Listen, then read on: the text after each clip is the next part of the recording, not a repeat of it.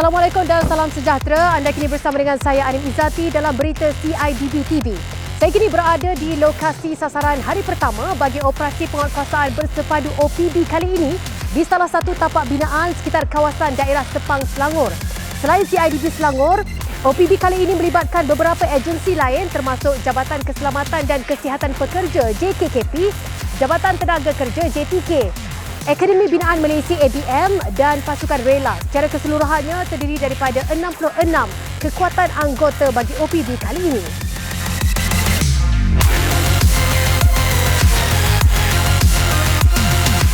Seperti mana yang anda dapat saksikan, saya kini berada di lapangan di mana pihak penguatkuasaan CIDB sedang melaksanakan pemeriksaan dokumen bagi operasi penguatkuasaan bersepadu kali ini bertujuan untuk menguatkuasakan Akta 520 di tapak bina.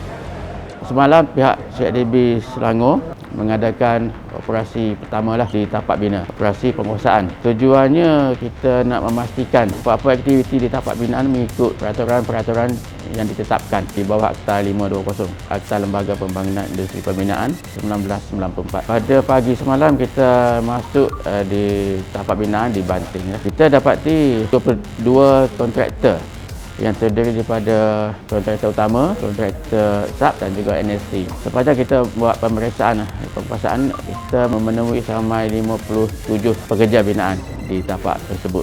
Hasilnya kita menemui beberapa kesalahan yang ada di tapak pada pagi semalam. Dan seterusnya kita juga menemui beberapa kesalahan mengenai pendaftaran kontraktor dan juga kita buat pemeriksaan ke atas bahan binaan yang mana kita nak memastikan bahan binaan itu ada daripada siren dan sebagainya.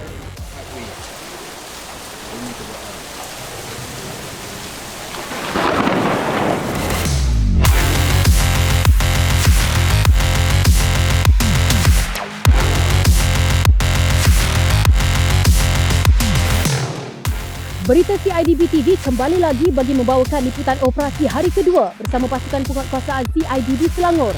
Operasi kali ini merupakan operasi penguatkuasaan khas OPK kali ketiga di negeri Selangor dan sasaran operasi penguatkuasaan adalah di tapak binaan sekitar daerah Kuala Langat iaitu di 4 tapak yang berbeza.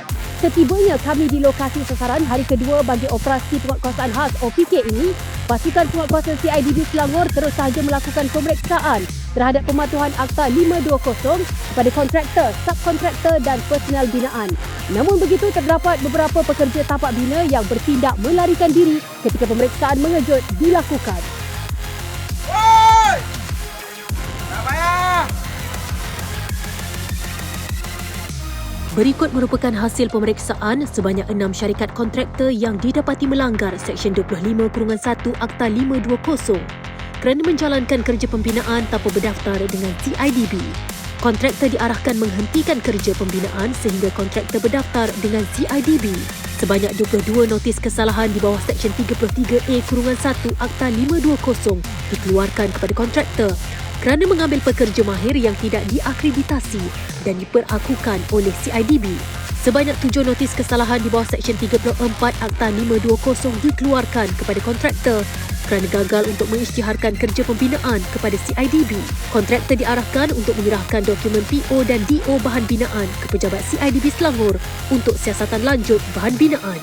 Setiap notis kesalahan yang dikeluarkan akan dikenakan tindakan kompaun.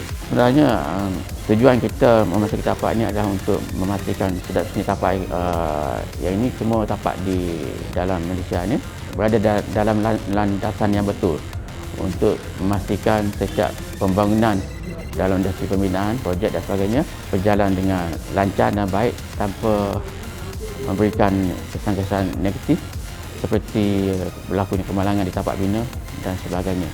Jadi pekerja-pekerja di dalam pembinaan dan juga lalai penggiat dalam industri mengambil maklum berkenaan dengan peraturan-peraturan yang telah ditetapkan dengan tujuan untuk memberikan pekerjaan yang selamatlah di tapak binaan supaya pekerja binaan dapat dilindungi dan sebagainya lah, termasuk juga kepentingan kontraktor sendiri.